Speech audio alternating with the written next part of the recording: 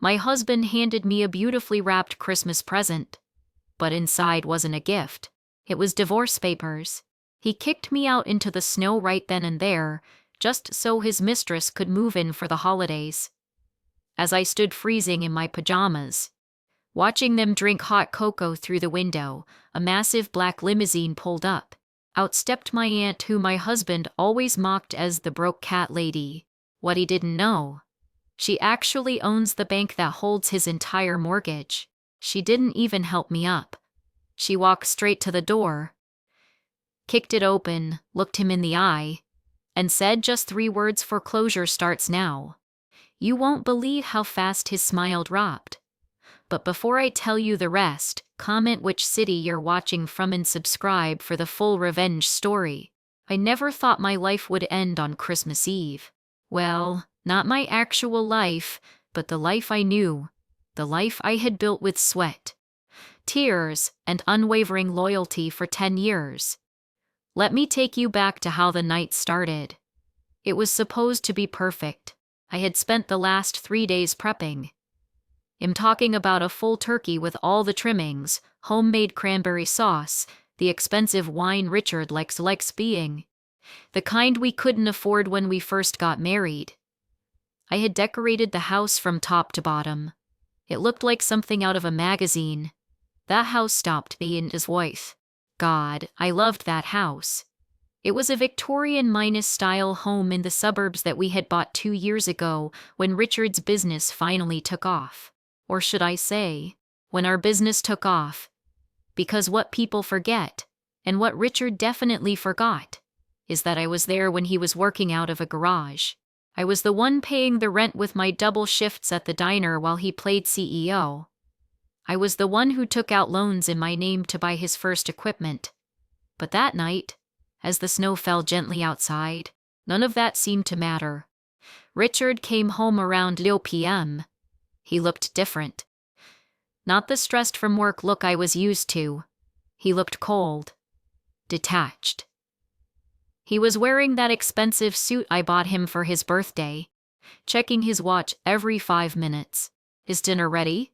he asked, not even looking at me. No hello, no Merry Christmas, no kiss on the cheek. "Almost," I said, trying to keep my voice cheerful. "I just need to let the turkey rest." "Why don't you pour us some wine?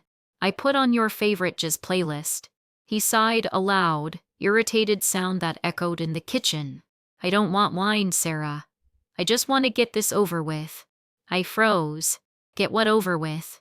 He didn't answer. He just walked into the living room and sat on the single armchair, not the sofa where we usually cuddled. I felt a knot form in my stomach.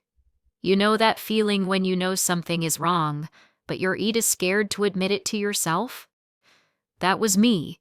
I kept telling myself, he's just tired. It's been a long year. Once he sees his gift, he'll soften up. We ate in silence. The only sound was the clinking of silverware and the wind howling outside. A storm was picking up. The weather forecast had warned about a blizzard, but inside, with the fireplace crackling, it should have been cozy. Instead, it felt like a funeral. After dinner, I tried to lighten the mood. "Okay."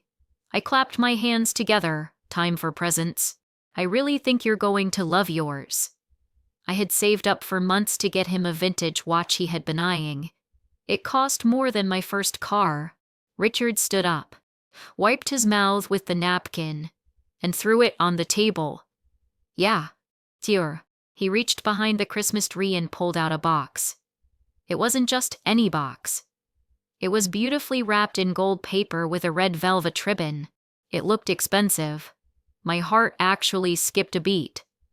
For a second, just a split second, I thought I was wrong. I thought maybe he was planning a surprise vacation, or maybe jewelry. I felt guilty for doubting him. "Go ahead," he said, his voice flat. I sat on the floor, feeling like a little kid. I carefully untied the ribbon. I tore the paper. Inside was a sleek black box. I opened the lid. There was no jewelry.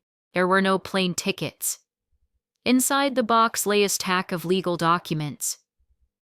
Black letters PETITIONF. ORDISSOLUTIONOFMARRIAG. I stared at the words. My brain couldn't process them. Is this a joke?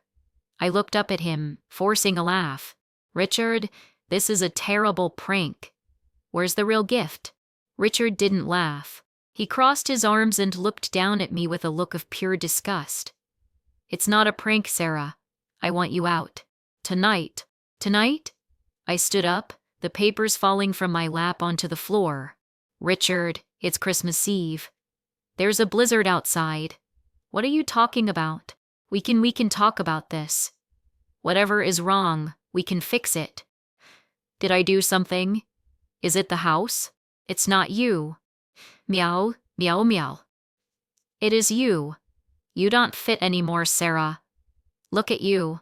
He gestured vaguely at my outfit, a comfortable sweater and jeans. You're still the diner waitress I married. I'm a CEO now. I need someone who fits the part. Someone who looks the part. I helped you build that company. I screamed, tears finally spilling over. I worked double shifts. I paid for your first office. And I paid you back by letting you live in this house for 2 years. He scoffed. We're even. Now, get out. No, I said, my voice shaking but firm. This is my house too. My name is on the deed. You can't just kick me out in the middle of a storm. Richard checked his watch again. I can. Before I could ask what he meant, the front door opened. I hadn't even heard a car pull up. Walking in, shaking snow off a white fur coat, was a woman. She was young, maybe 20-2. She was beautiful in that plastic, Instagram- model kind of way. Blonde extensions, perfect makeup, designer boots. I knew her. She was the new marketing intern Richard had hired 3 months ago. Jessica? Is she gone yet, baby? Jessica asked, her voice high-pitched and grating. She walked right past me, as if I was invisible, and wrapped her arms around Richard's waist. Richard smiled. A genuine smile, the one he hadn't shown me in months. Almost. She was just leaving. I am not leaving. I yelled. This is my home. You brought your mistress into our house on Christmas Eve. Jessica turned to me, looking me up and down with a smirk. It's our house now, sweetie. Richard transferred the title to the LLC last month. You really should read what you sign. My blood ran cold. I remembered a stack of papers he brought home weeks ago. Just tax stuff, he had said. Refinancing for lower rates. I trusted him. I signed them without reading. You tricked me, I whispered. I outsmarted you. Richard corrected. He walked over to the door and held it open. The wind roared, blowing snow into the hallway. Now, get out. The police are already on speed dial, Sarah. Don't make a scene. You'll only embarrass yourself. But I have nowhere to go, I pleaded. My pride was gone. I was terrified. Richard, please. My parents are in Florida.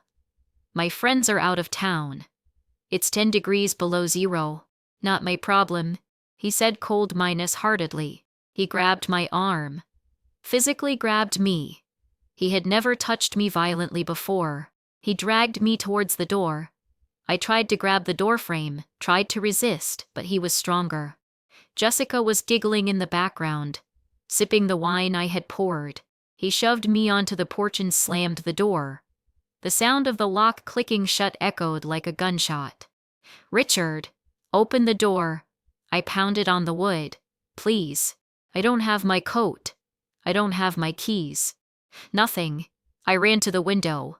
I looked inside. It was like watching a movie of my own life, but with someone else playing the lead role. I saw Richard pouring Jessica a glass of wine. I saw them laughing. I saw Jessica pick up the gift I had wrapped for Richard, the vintage watch, and open it. She squealed with delight and put it on her own wrist. It was too big for her, but she didn't care. They were celebrating. They were celebrating my destruction. The cold started to bite instantly. I was only wearing a thin sweater and jeans. I didn't have boots on. Just house slippers. The snow was already soaking through them. My teeth started chattering uncontrollably. The wind was relentless, cutting through my clothes like razor blades. I huddled against the brick wall of the house, trying to find shelter from the wind, but there was nowhere to hide. I felt my fingers going numb. I checked my pockets. No phone. I had left it on the kitchen counter. I was completely cut off. I started to panic. Real panic. This wasn't just a breakup anymore, this was life or death. If I stayed out here all night, I would freeze to death. I thought about walking to the neighbors, but the nearest house was a quarter-mile down the long driveway, and in this blizzard, visibility was 0. I wouldn't make it. I sat there, shivering, tears freezing on my cheeks. I felt so small, so stupid. How did I not see this coming? How could I love a monster for 10 years? About 20 minutes passed. I was starting to feel sleepy. A bad sign. I knew that was a symptom of hypothermia. I tried to keep my eyes open, staring at the driveway, praying for a miracle. Maybe a delivery driver? Maybe a police patrol? Then, I saw lights. Twin beams cutting through the heavy snowfall. They were coming up the driveway. My heart raced. Was it the police? Had Richard called them to remove me from the property completely? The vehicle got closer. It wasn't a police car. It was huge. A long black, stretch limousine. It looked out of place in our suburban neighborhood, especially in a blizzard. It looked like something a diplomat or a celebrity would ride in.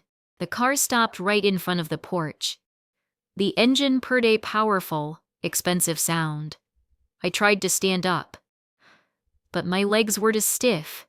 I just watched. The back door opened. A driver in a full suit, who didn't seem bothered by the cold at all, stepped out and opened the passenger door with an umbrella ready. A woman stepped out. She was wearing an old, moth-eaten wool coat and a knitted hat that had seen better days. She was leaning heavily on a cane. I squinted. I knew that coat. I knew that walk. It was Aunt Betty, Richard's aunt. The one he called the Leech. She lived in a rundown apartment downtown. Every Christmas, we would send her a generic card and maybe a $50- grocery gift card. Richard hated having her over. He said she smelled like mothballs and cats.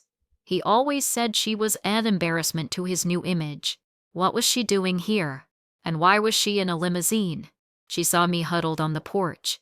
Her eyes, usually cloudy and kind, suddenly sharpened. They looked like steel. She didn't limp towards me. She marched. The driver rushed to help me up, wrapping a thick, warm blanket around my shoulders. "Ma'am, are you okay?" I couldn't speak. I just nodded, pointing at the house, and Betty looked at me. Then she looked at the window where Richard and Jessica were still laughing, oblivious to the car outside. She turned to the driver. Her voice wasn't the frail, shaky voice I remembered. It was commanding, powerful. "Get the paperwork, James, and get the locksmith." "Aunt Betty?" I managed to whisper through chattering teeth. "What's going on?" "Richard kicked me out. He has a mistress." Betty looked at me, and for a second, her face softened. She reached out with a gloved hand and touched my freezing cheek. "I know, child. I've been watching him for a long time. I gave him enough rope to hang himself, and tonight, he finally kicked the chair." She straightened her back. She seemed to grow 3 inches taller. "You think him just a crazy old woman with cats, Sarah. That's what Richard thinks too." She chuckled, but there was no humor in it. He forgot that before his father drank away the family fortune, I was the one who ran the business. And he definitely forgot to check who owns the private equity firm that just bought his company's debt this morning. My jaw dropped. "Me," she said simply. "I own everything, Sarah. The bank, the mortgage on this house, his business loans, even the lease on that car he loves so much." She turned back to the house. The wind blew her coat open, revealing a tailored suit underneath that probably cost more than Richard's entire wardrobe. "He wanted a cold Christmas," she said, gripping her cane like a weapon. "I'm about to bring him the ice age."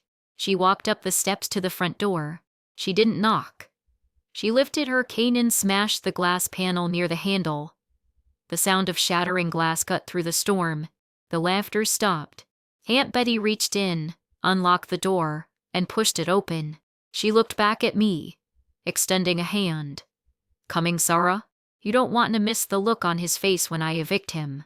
The sound of that glass shattering was the most satisfying thing I had heard in 10 years.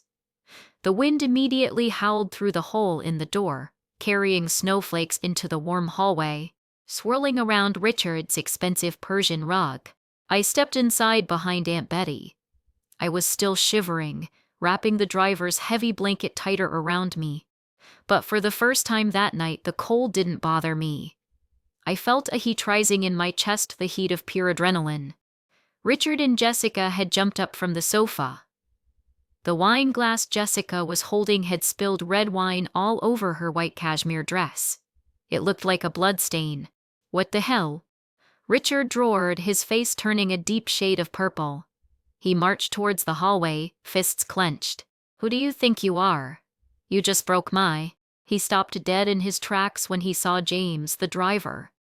James was 6'4", built like a linebacker, and standing silently behind Aunt Betty with his arms crossed, who was always brave when yelling at me, suddenly looked very small. Then his eyes landed on Aunt Betty. He blinked, confused. He looked at her tattered wool coat, the one she always wore. He didn't notice the limo outside yet. He just saw the pour-rant he despised. "Betty?" Richard scoffed, his shock turning into a sneer. "What is this? I homeless shelter reunion. I kick out one leech, and she brings back the queen of the beggars?" Jessica giggled nervously, trying to clean the wine off her dress. "Get them out.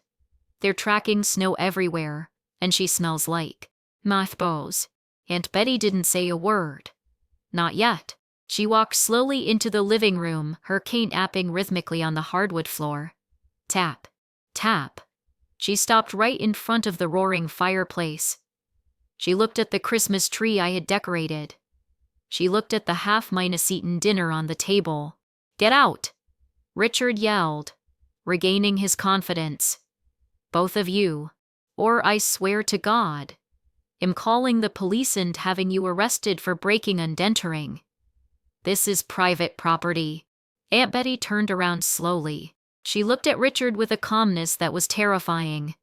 "Private property," she repeated softly. "Richard, it is private property. But you seem to be confused about whose property it is."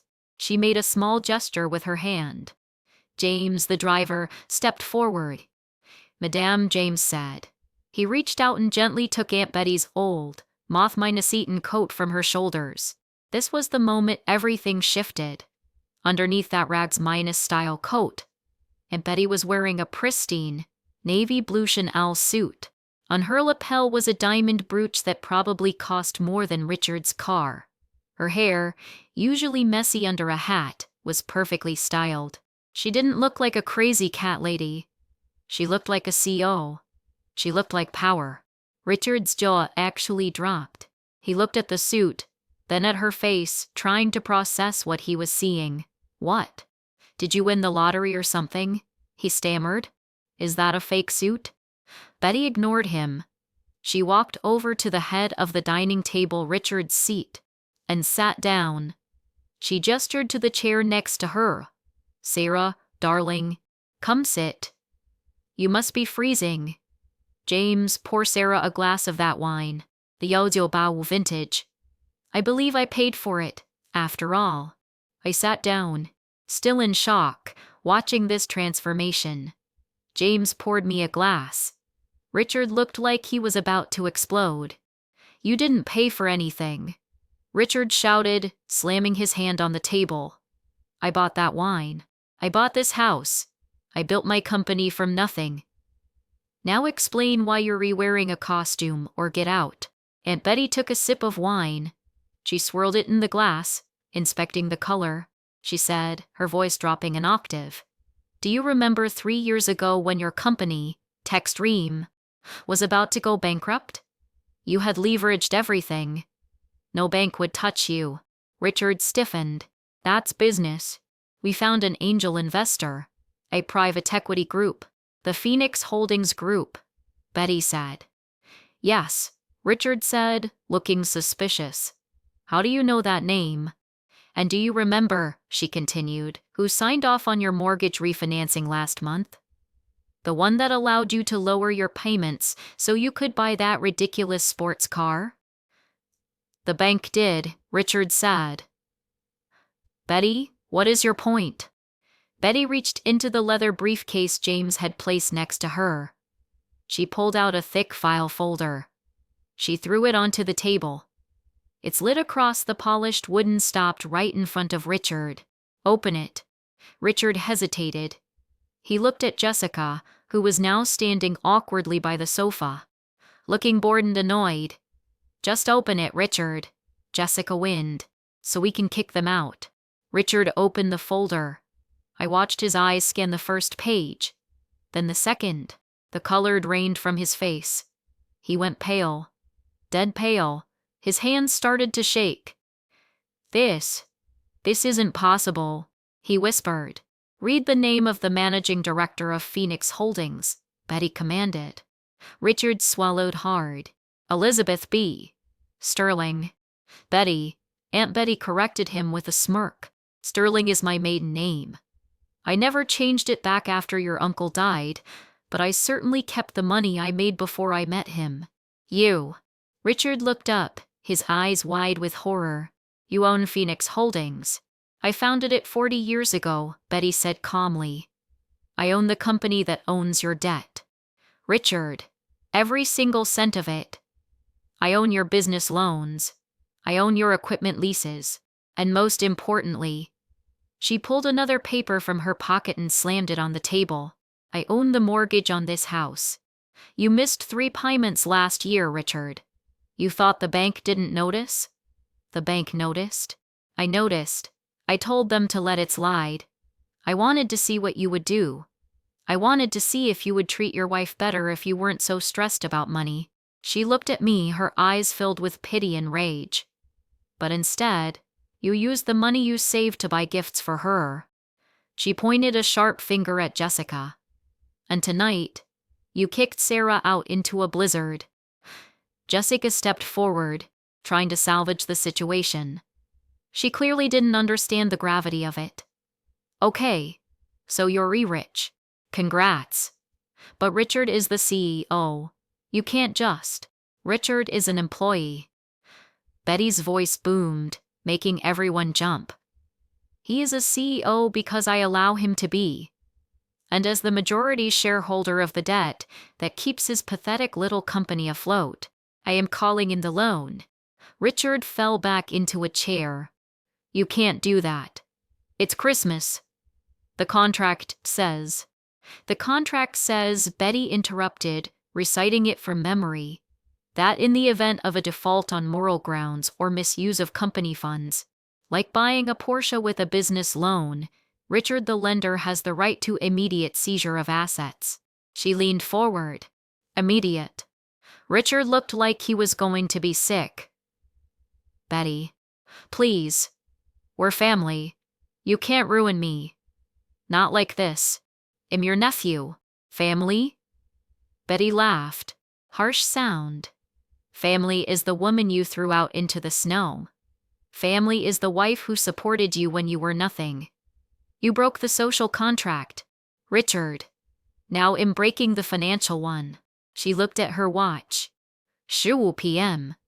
My lawyers filed the emergency injunction an hour ago. The foreclosure is already in the system. Foreclosure? Jessica shrieked. Wait, does this mean... Betty turned her gaze to Jessica. Honey, right now he doesn't even have the shirt on his back. Technically, I paid for that suit too. Jessica looked at Richard with pure disgust. The lovey minus Deve look from 10 minutes ago vanished instantly. You told me you were set. You told me you owned everything. I do, Richard pleaded, grabbing Jessica's hand. She yanked it away. Jess, baby. Listen, she's bluffing. It's just paperwork. We can fight this in court. With what money? Betty asked smoothly. I froze your personal accounts 20 minutes ago. Try your card, Richard. Go ahead. Try to order a pizza. Richard pulled out his phone. He opened his banking app. I saw the reflection of the screen in his glasses. He tapped frantically. Access denied, he read out loud, his voice trembling. Account locked pending investigation. He dropped the phone. It clattered on the floor. He looked at me. For the first time all night, he looked at me. Not with anger, but with desperation. Sarah.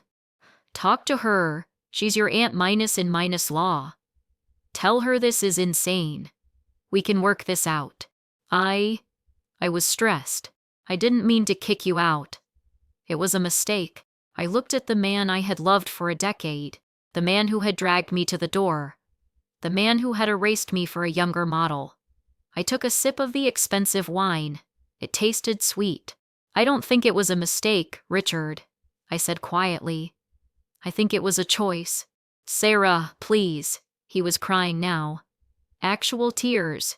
Don't let her do this. I'm not doing anything, I said, looking at Betty. She is. Betty smiled at me. That's right. I'm just getting started. Suddenly, there was a loud rumble outside. Louder than the limo. It sounded like heavy trucks. Then, bright orange flashing lights flooded the living room, mixing with the soft glow of the Christmas tree. We all looked out the window. Two massive tow trucks had pulled up onto the lawn, right next to Richard's beloved Porsche and Jessica's brand new Mercedes, which Richard had also bought for her. And behind them, a moving van backed into the driveway. What is that? Richard whispered, horrified. The repo team. Betty said cheerfully, checking her nails. And the movers. Richard, tear it apart. I'm not just taking the house. I'm taking everything inside it that was purchased with company funds, which, according to my audit, is everything. She stood up. James, open the door for the gentleman. It's time to empty the house. You know how people say, it happened in slow motion? That's a lie. When your life falls apart, it happens fast. Violently fast. 1 minute. My husband was the king of his castle, sipping vintage wine and mocking me. The next minute, his front door, the one with the shattered glass, was pushed wide open by a man who looked like he ate concrete for breakfast. He was wearing a neon yellow vest with a SSET-RECOV-RY printed on the back. He didn't wipe his boots. He stomped right onto the hardwood floors, dragging snow and mud with him. Behind him came 5 more guys. They moved like a swarm of ants, efficient, unterrifyingly silent. They didn't look at us. They looked at the furniture. Start with the electronics and the art pieces. The lead guy barked. Then the designer furniture. Leave the cheap stuff. Hey. Richard screamed, running towards them. He looked ridiculous, waving his arms in his expensive suit while these guys just ignored him. What are you doing? Put that down. That's a limited edition sculpture. One of the movers, a guy with a thick beard, didn't even blink. He just picked up the ugly modern art statue Richard had spent leaning him on last month. Tag it, he said to his partner. They slapped a red sticker on it and carried it out the door. Richard turned to Aunt Betty, his face glistening with sweat. Betty, tell them to stop. You're making a point. Bouquet, I get it. You're powerful, but this is humiliation. Betty didn't look at him. She was busy admiring her manicure. Humiliation, Richard? No. This is accounting. You bought these items with my money. I'm just taking my inventory back. I sat there, clutching my wine glass, watching the chaos. It was surreal. They took the Porsche woods and inched Evie off the wall, leaving a gaping hole and dangling wires. They rolled up the Persian rugs. They even took the espresso machine from the kitchen counter. Then things got ugly. Jessica, who had been hiding near the hallway, suddenly let out a piercing shriek. And oh, not my car. You can't take my car. We all looked out the window. One of the tow trucks had backed up to the white Mercedes convertible. The driver was already hooking the chains onto the axle. Jessica ran out the front door, slipping on the snow in her high heels. Stop. That's mine. I stood up and walked to the door to watch. And Betty followed me, leaning on her cane with a satisfied smirk. Richard ran out after Jessica. Hey, unhook that car. I bought that car as a gift. The tow truck driver paused. He looked at a clipboard. Are you Richard Miller? Yes, Richard yelled. And I demand you unhook it. Sir, the driver said, looking bored. This vehicle is leased under Techstream Solutions, LLC. The lease has been terminated due to insolvency. We have a repossession order. He pulled a lever, and the Mercedes lifted into the air, its alarm blaring into the snowy night. Jessica turned to Richard, her mascara running down her face. She looked like a banshee. She started pounding on Richard's chest with her fists. You liar. You said you paid cash. You said it was mine. I sigh. I was going to transfer it. Richard stammered, trying to grab her hands. Jess. Baby, calm down. I'll buy you another one. I'll fix this. With what? Jessica screamed. Your frozen bank account? Your aunt's money? She pushed him away. She looked at the house, which was rapidly being emptied by the movers. She looked at the tow truck taking her car. Then she looked at Richard. The mask fell off completely. There was no love in her eyes. There wasn't even pity. There was just calculation. I'm leaving, she said coldly. Leaving? Richard looked like he'd been slapped. But it's Christmas. We're in this together, right? You said I was your soulmate. Jessica laughed. It was a cruel, sharp sound. I'm 20-2. Do you really think I'm dating a 40-year-old with a receding hairline because of his personality? I was dating the CEO. I was dating the lifestyle. If you don't have those, you're just. Hold. She turned around and started walking down the driveway, towards the street. Wait. And Betty's voice cut through the wind. Jessica stopped. Where do you think you're going with that bag? Betty asked. Jessica clutched her handbag, a limited edition Birkin bag that I knew cost more than my college tuition. This is my personal property. Actually, Betty said, signaling to James, the driver. According to the credit card statement, that bag was purchased on November using the company AMEX card. It's classified as a business expense. It's a company asset. James stepped forward. He didn't have to say anything. He just held out his hand. Jessica looked at James, then at Betty. She realized she had no power here. With a scream of frustration, she threw the bag into the snow. Take it all. You people are sick. She pulled her phone out of her pocket. I'm calling an Uber. And Richard, she didn't even turn to look at him. Lose my number. Don't ever contact me again. Richard stood in the driveway, snow piling up on his expensive suit, watching the love of his life walk away into the darkness. He looked broken, but he wasn't done yet. The desperation was turning into madness. He turned back to us, his eyes wild. This is illegal, he muttered. Then he shouted it. THISILLEGAL. You can't just do this. I have rights. Squatters' rights.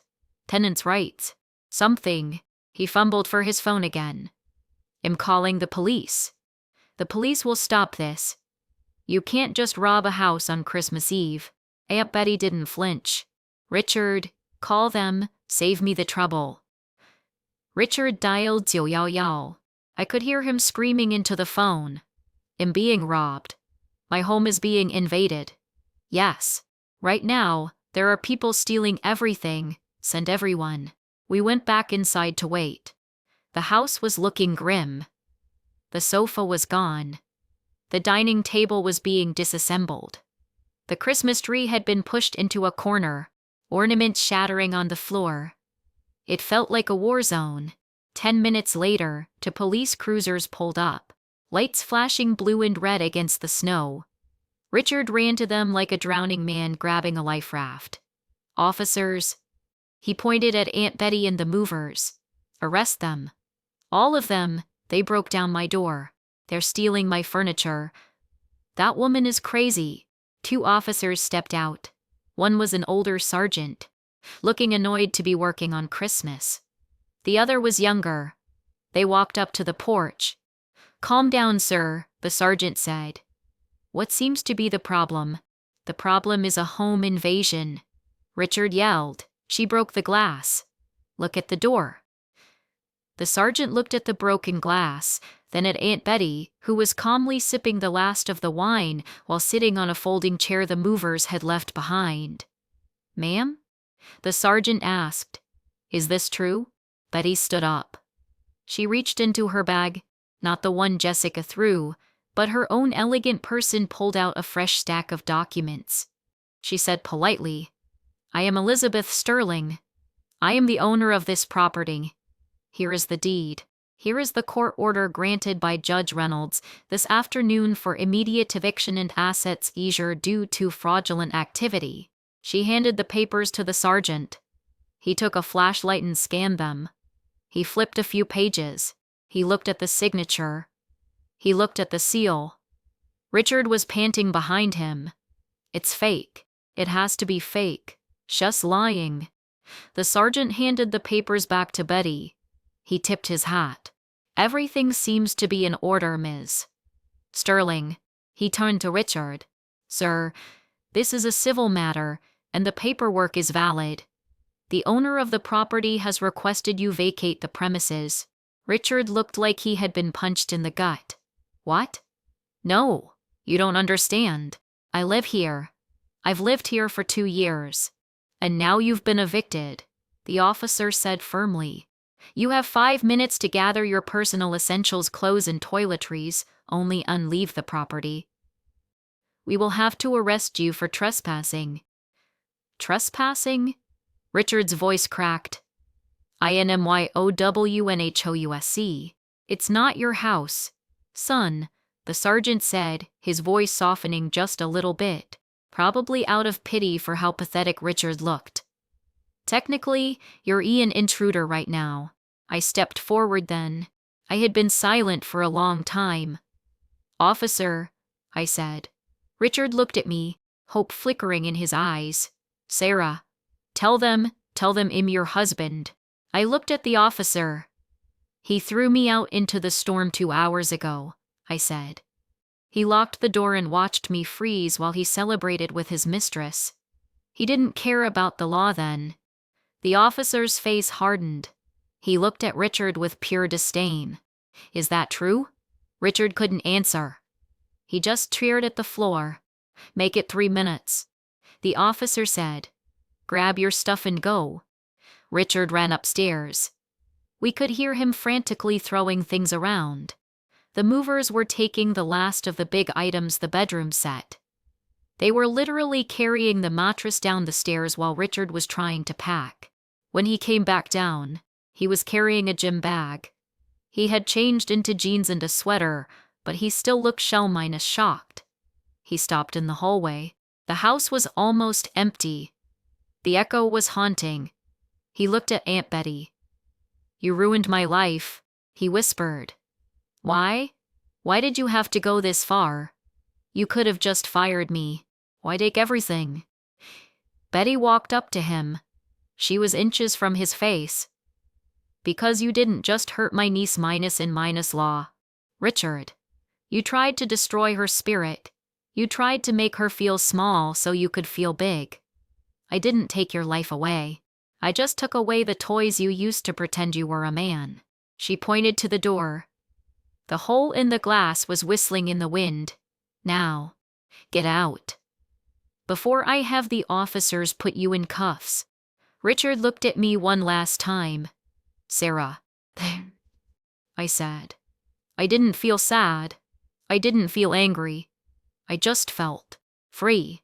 He walked out the door, into the blizzard. He didn't have a car, the Porsche was gone. He didn't have a mistress. She had taken an Uber.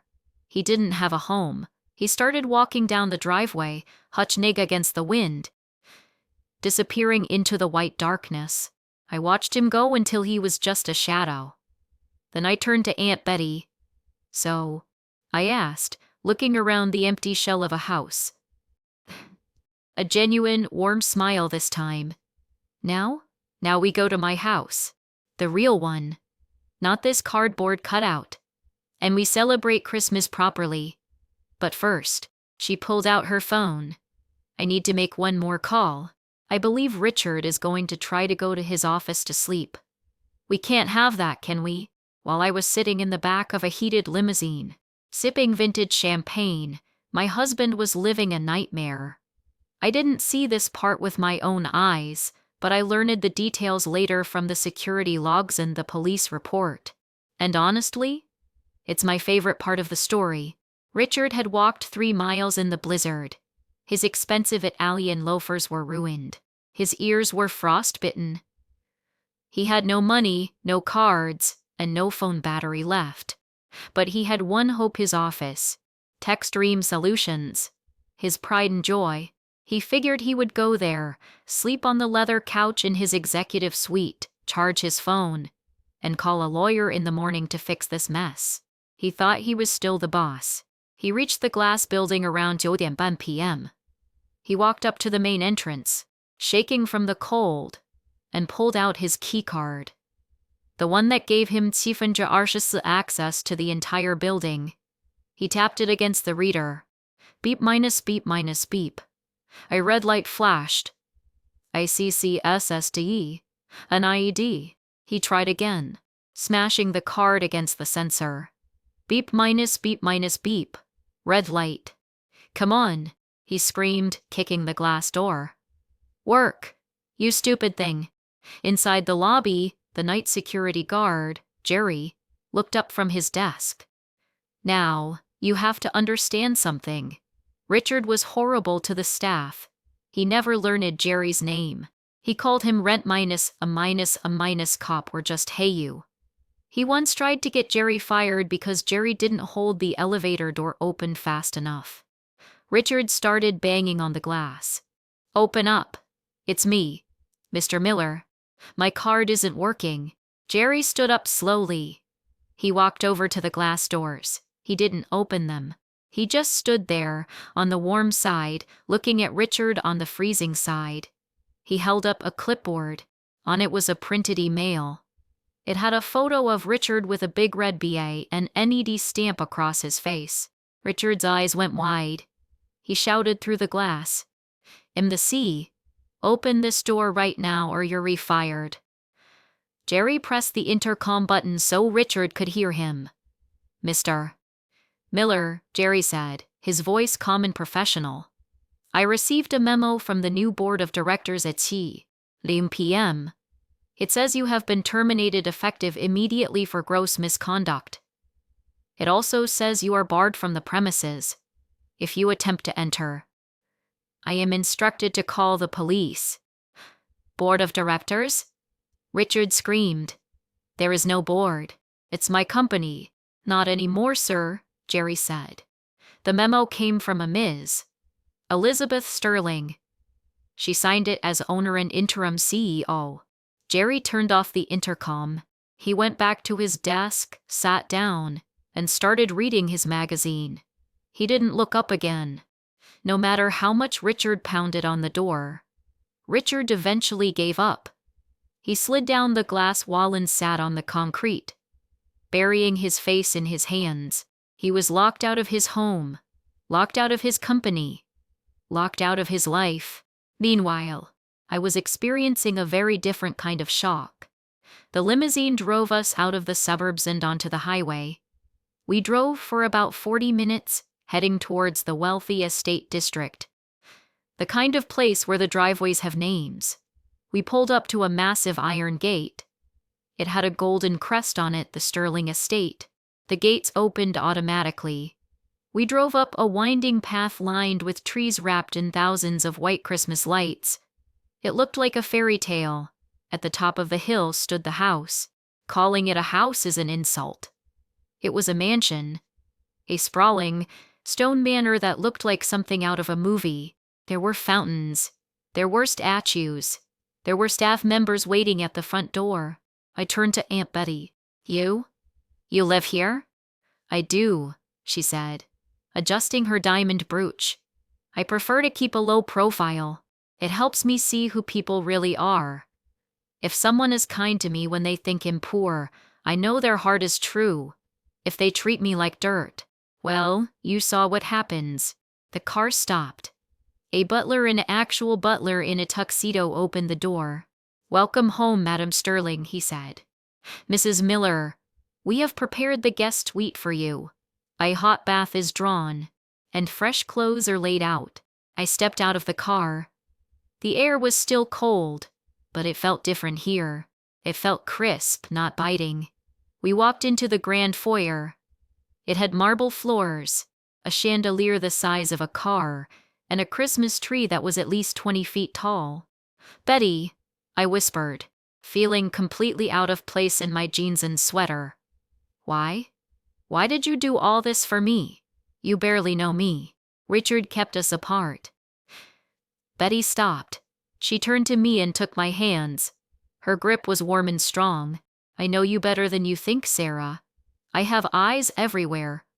I know you volunteered at the animal shelter on weekends. I know you sent me handwritten thank-you notes for those cheap socks. I sent you every year notes that Richard probably told you not to write. She sighed. I didn't do this just to punish Richard. Punishing him was a bonus. I did this because I needed an heir. I blinked. I have no children, Sarah. My husband passed away 20 years ago. All I have is money, and a lot of leeches waiting for me to die so they can take it. Richard was the last of my blood relatives. I gave him a chance. I watched him build his business. I hoped he would grow up. But money didn't change him, it unmasked him. She led me into the library, where a fire was roaring in a massive stone fireplace. But you, she continued, you stayed with him when he was broke. You worked 2 jobs. You built him up. You have the one thing money can't buy: loyalty and integrity. She walked over to an antique desk and picked up a heavy cream-colored envelope. Tonight wasn't just about saving you from the storm, Sarah. It was about offering you a future. She handed me the envelope. Go ahead. My hands were shaking again, just like they were when I opened Richard's gift earlier that night. But this time, I wasn't scared. I broke the wax seal. I pulled out the document. It was a contract, but not a divorce petition. At the top, it read OFFEROFENPLO YMENTPARTME or SHIP-PHOENIXHOLDINGS. I fired Richard tonight, Betty said, pouring herself a cup of tea, which means Techstream needs a new CEO. Someone who actually knows the business. Someone who was there from the beginning in the garage. Someone who knows how to work hard. She looked at me over the rim of her cup. I don't give handouts, Sarah. I don't believe in them. But I do believe in investments. And I want to invest in you. She smiled. So, what do you say? Do you want to cry about your ex-husband? Or do you want to take his job and run his company better than he ever could? I looked at the contract. I looked at the fire. I thought about Richard freezing outside the glass doors of the building I helped build. I wiped the last tear from my cheek. I looked at Betty. Do you have a pen? Fast forward 6 months. If you walked into the headquarters of Techstream Solutions today, you wouldn't recognize it. The toxic atmosphere is gone. The terrified employees who used to hide in their cubicles are now smiling. Profits are up by 40%. Why? Because the new CEO knows how to actually run a business, not just pretend to be a boss. And that CEO is me. I remember my first day walking in. I wasn't wearing my old jeans and sweater. I was wearing a tailored suit that Aunt Betty helped me pick out. I walked past Jerry, the security guard who still works there, by the way, and got a raise. He smiled and tipped his hat. Good morning, Ms. Sterling. Yes, I changed my last name. I went back to my maiden name. I wanted to scrub every trace of Richard from my life. Speaking of Richard, I know that's what you're all waiting for. You want to know what happened to the man who locked me out in a blizzard? Well, let's just say karma didn't just bite him, it swallowed him whole. After that night, Richard tried to fight. He really did. He spent the little cash he had left hiring a cheap lawyer to sue Aunt Betty for wrongful seizure of assets. Who charged more per hour than Richard used to make in a week, crushed him in court. The judge not only threw out the case, but ordered Richard to pay Betty's legal fees. That was the nail in the coffin. He had to declare personal bankruptcy. He lost his club memberships. His friends stopped answering his calls. Jessica, the mistress, she was seen aiding a 60-year-old real estate developer 2 weeks later. She didn't even look back. Richard was living in a cheap motel on the outskirts of town, driving a beat-up sedan he bought for Woodingding. But the real kicker happened last week. I was sitting in my office, Richard's old office, which I had redecorated to remove all that ugly black leather, when my assistant buzzed me. Chung, she said. There's a gentleman here for the open junior sales associate position. He doesn't have an appointment, but he insists he knows the owner. HES causing a bit of a scene. I smiled. I had seen his application come through the system. I told HR to let him through. Send him in, I said. The door opened, and there he was. Richard looked 10 years older. His hair was messy. His suit was ill-fitting and clearly from a thrift store. He looked tired.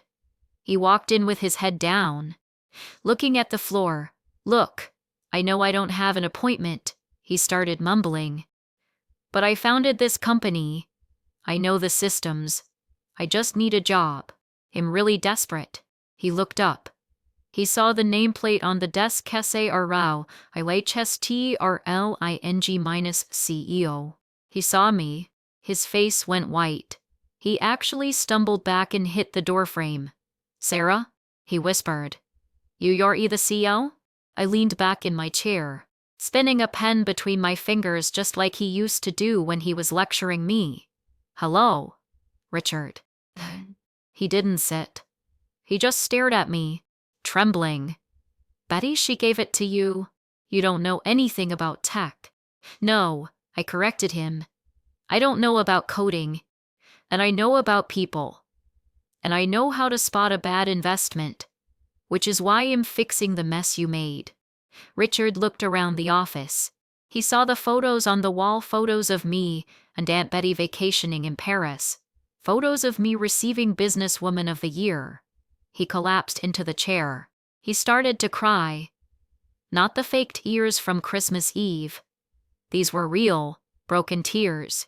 Sarah, I'm sorry, he sobbed. I lost everything. I'm living in a motel. I eat instant noodles. I have nothing. Please, I know I was terrible. I know I don't deserve it. But please, give me a job. I'll clean the floors. I'll answer phones. I just need a paycheck. I looked at the man who had once been my entire world. The man I had sacrificed 10 years for. The old Sarah wanted to feel sorry for him, wanted to help him. But then I remembered the cold. I remembered the feeling of the wind cutting through my thin pajamas. I remembered him laughing while I froze. I stood up. Richard, I said, my voice steady and cool. But we're looking for someone who fits the company culture. Someone with integrity, loyalty, I walked around the desk and stood in front of him. And frankly, I said, using the exact words he had used on me that night, "You just don't fit the image anymore." Richard looked up. Devastated. He knew those words. I pressed the intercom button. "Jerry, could you please escort Mr. Miller out? And make sure he doesn't loiter in the lobby." Jerry appeared at the door in seconds, looking very pleased with himself.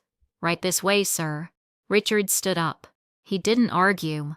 He didn't scream. He was a ghost. He walked out of the office, out of the building, and out of my life for good. That evening, I went home to the Sterling estate. Aunt Betty was waiting for me by the fire with 2 glasses of champagne. "How did it go?"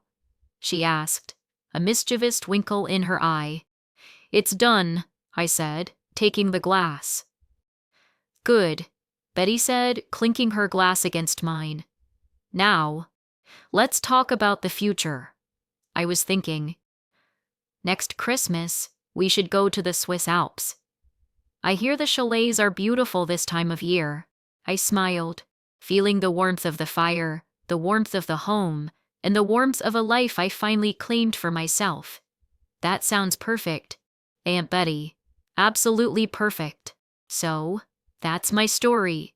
I went from being a homeless, frozen wife to a multi-millionaire CEO in one night. All thanks to a crazy cat lady and a blizzard. If you ever feel like you're at rock bottom, just remember you never know who is watching. And you never know when your limousine is going to pull up. But until then, keep your head up.